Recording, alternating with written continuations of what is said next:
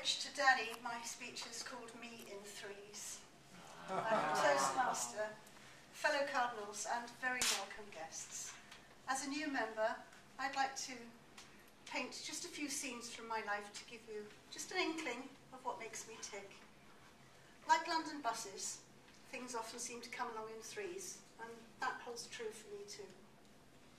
There have been 3 significant men in my life. I've been married twice, each time for 13 years, each time to a powerful and dynamic man, and each time I gave it my best shot. Now I'm fortunate enough to be married to, not to be married, to have a sweet and gentle partner who loves me unconditionally.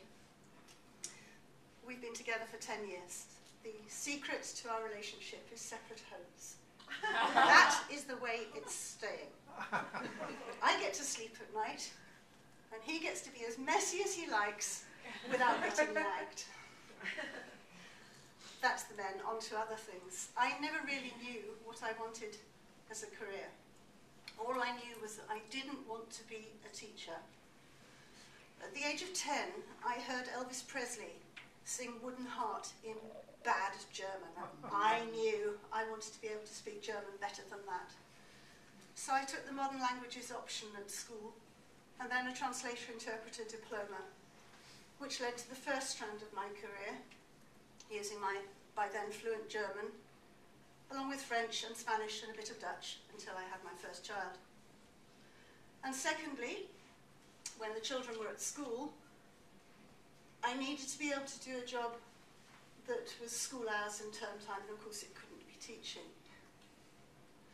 With a friend, I set up an interior decorating business. I use that term advisedly, Nigel. The ideal scenario would be that we would design and decorate, and then I would make curtains and soft furnishings afterwards. But if a little old lady just wanted her kitchen ceiling painting, we'd do that too.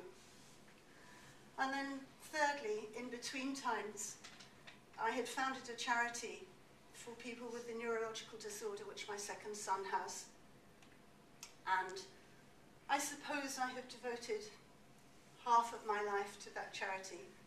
And recently, I've also been doing some voluntary work at a grassroots organisation in India, which gives me the dubious honour of an annual trip to one of the poorest states in that country. How many children do I have? 3. Yes, 3. Tim, Matt, and Alice. Most of my hands-on parenting phase passed in a chaotic blur of screams, exhaustion, and worry. I was single for most of that time. And if 3 children born in 4 years wasn't enough, then one of them having special needs and a genetic disorder just about tipped the balance. I cannot say that I enjoyed their childhood.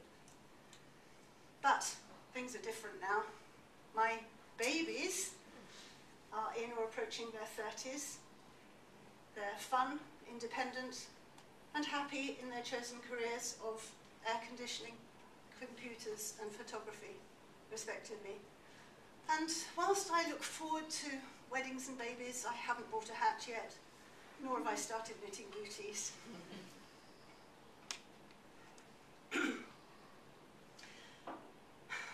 But I will share a secret with you. I've loved dressmaking all my life.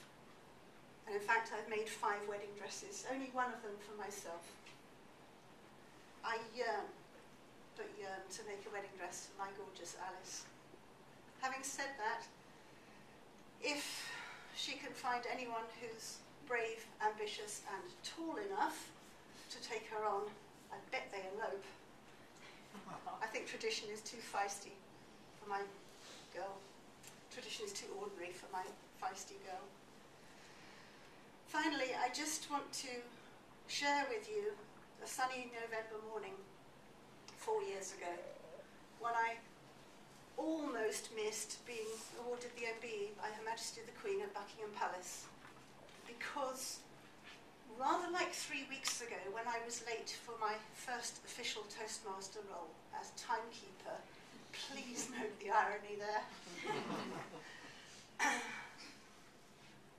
I forgot to take into account the vagaries of London traffic. In my posh frock, frothy hat and killer heels, I teetered up the steps of Buck House and lurched into the picture gallery with just seconds to spare.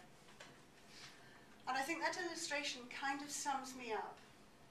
On the outside, I'm like a swan, calm, serene, gliding gently across the lake. Under the water, I'm paddling frantically.